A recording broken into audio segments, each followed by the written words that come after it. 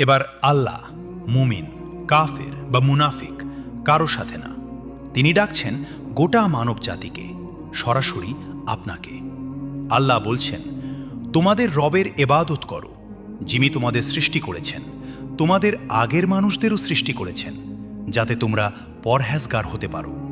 তারপর আল্লাহ একে একে মনে করিয়ে দিলেন তার নিয়ামতগুলো। তিনি পৃথিবীকে বানিয়েছেন তোমার থাকার জায়গা, আকাশকে বানিয়েছেন ছাদ, আকাশ থেকে বৃষ্টি নামিয়েছেন, আর সেই বৃষ্টি দিয়েই তোমার রিজিক তৈরি করেছেন। তাহলে প্রশ্ন হলো, এত কিছু জানার পরও মানুষ কেমন করে আল্লাহর সাথে অন্য কাউকে শরিক করে? আল্লাহ বলেন, আমি আমার বান্দার প্রতি যা নাজিল করেছি তাতে তোমাদের কোনো সন্দেহ থাকলে তোমরা তার মতো কোনো সূরা এনে দাও, আর তোমরা যদি সত্যবাদী হও তবে আল্লাহ ছাড়া তোমাদের সকল সাহায্যকারীকে আহ্বান করো। এরপর আল্লাহ সামনে রাখলেন দুইটা পথ। একদিকে সেই আগুন যার জ্বালানি হবে মানুষ আর পাথর, যা প্রস্তুত করা হয়েছে কাফিরদের জন্য। অন্যদিকে যারা ঈমান এনেছে এবং নেক কাজ করেছে তাদের জন্য সেই জান্নাত, যার নিচ দিয়ে বয়ে যাবে নদী আর থাকবে চিরস্থায়ী শান্তি। এরপর আল্লাহ একটা অদ্ভুত উদাহরণ দিলেন, যা দিতে তিনি লজ্জা পান না। একটা মশা, কিংবা তার চেয়েও ছোট কিছু।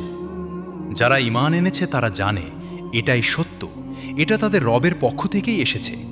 কিন্তু যারা অস্বীকার করে তারা বলে, এত ছোট জিনিস দিয়ে আল্লাহ আসলে কি বোঝাতে চাইলেন? আল্লাহ জবাব দিলেন, এই উদাহরণ দিয়ে অনেককে তিনি পথভ্রষ্ট করেন, আবার অনেককে পথ দেখান।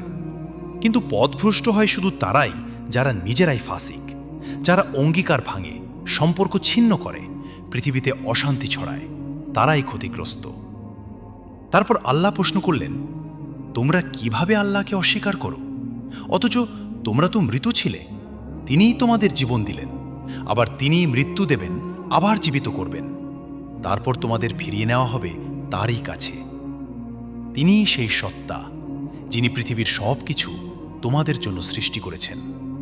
তারপর আকাশের দিকে মনোনিবেশ করে 7টি আসমান বানিয়েছেন, আর তিনি সর্ববিষয়ে মহাজ্ঞানী। এই আয়াতগুলোর পরপরই শুরু হবে মানব ইতিহাসের প্রথম অধ্যায়।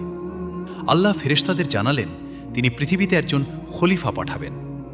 সেই খলিফা কে জানতে পরের পর্বে থাকুন।